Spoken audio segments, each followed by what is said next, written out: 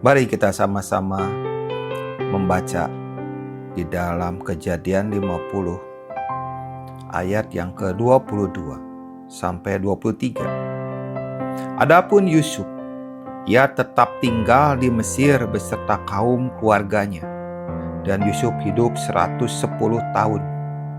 Jadi Yusuf sempat melihat anak cucu Efraim sampai keturunan yang ketiga, juga anak-anak Makir, anak Manasye, lahir di pangkuan Yusuf. Kisah ini adalah kisah yang menarik.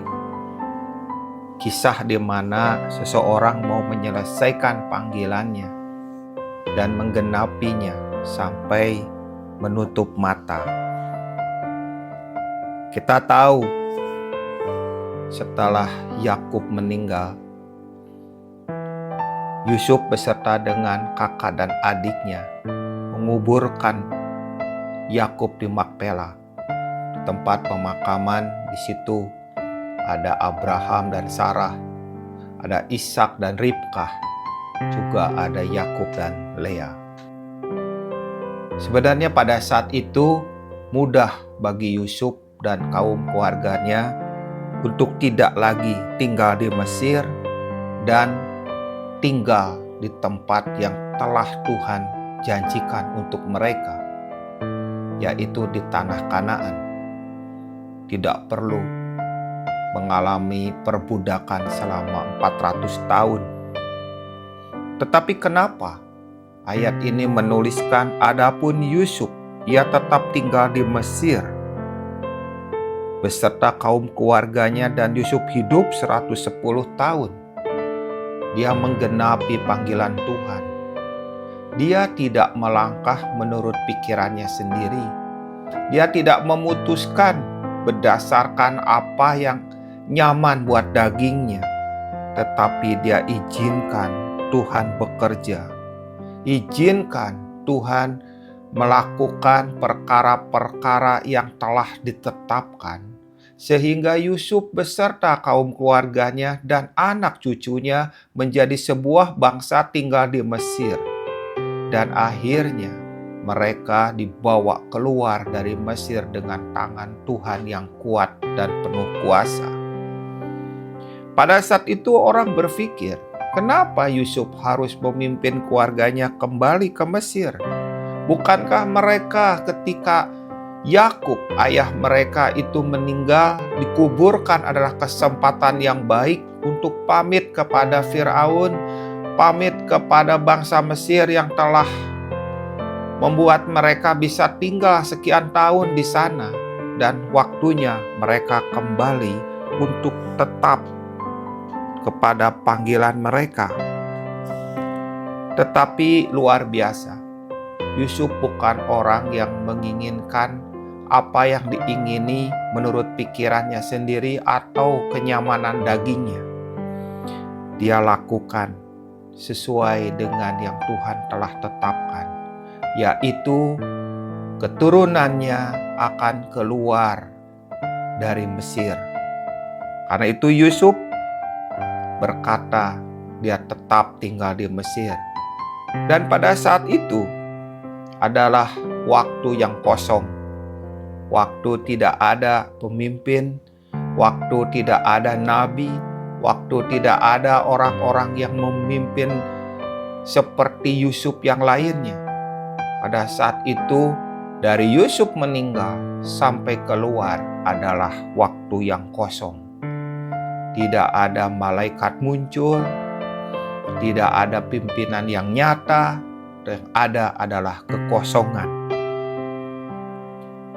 Sampai akhirnya Tuhan membangkitkan seorang pemimpin baru yang bernama Musa. Pada saat itu adalah waktu-waktu yang gelap. Namun di antara waktu yang gelap itu, dari Yusuf meninggal sampai kepada bangsa itu keluar, Yusuf tahu bahwa mereka akan keluar dari Mesir. Karena itu kalau kita baca Kejadian 50 ayat 24 sampai ke 26, berkatalah Yusuf kepada saudara-saudaranya, "Tidak lama lagi aku akan mati, tentu Tuhan akan memperhatikan kamu dan membawa kamu keluar dari negeri ini ke negeri yang telah dijanjikannya dengan sumpah kepada Abraham, Ishak, dan Yakub. Lalu Yusuf menyuruh anak-anak Israel bersumpah, katanya, tentu Tuhan akan memperhatikan kamu. Pada waktu itu kamu harus membawa tulang-tulangku dari sini. Kemudian matilah Yusuf berumur 110 tahun. Mayatnya dirempah-rempahi dan ditaruh dalam peti mati di Mesir. Perkataan Yusuf ini adalah perkataan iman, perkataan yang menguatkan, perkataan yang penuh dengan janji Tuhan bahwa keturunan Israel akan keluar dari Mesir dan akan pergi meninggalkan Mesir menuju ke tempat yang dijanjikan Tuhan kepada Abraham, Ishak, dan Yakub. Yusuf itu menjadi mata rantai yang menentukan bagi keturunan Abraham, Ishak, dan Yakub. Pada saat itu dia berkata, supaya kamu harus membawa tulang-tulangku dari sini. Itulah satu-satunya tanda yang menyertai bangsa Israel dalam kegelapan sampai mereka keluar dari tanah Mesir. Tanda itu adalah peti matinya Yusuf. Peti mati itu mengandung janji. Orang yang ada dalam peti mati itu adalah orang yang pertama kali masuk ke Mesir.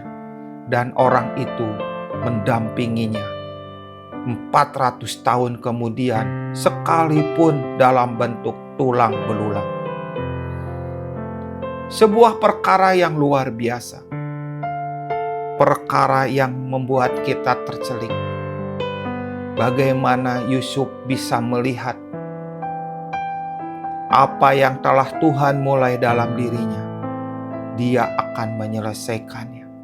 Ada satu komitmen yang kuat, ada satu komitmen yang begitu membuat dia bertekad bahwa janjinya akan digenapi, sekalipun hanya tulang belulang saja yang membawanya keluar dari Mesir.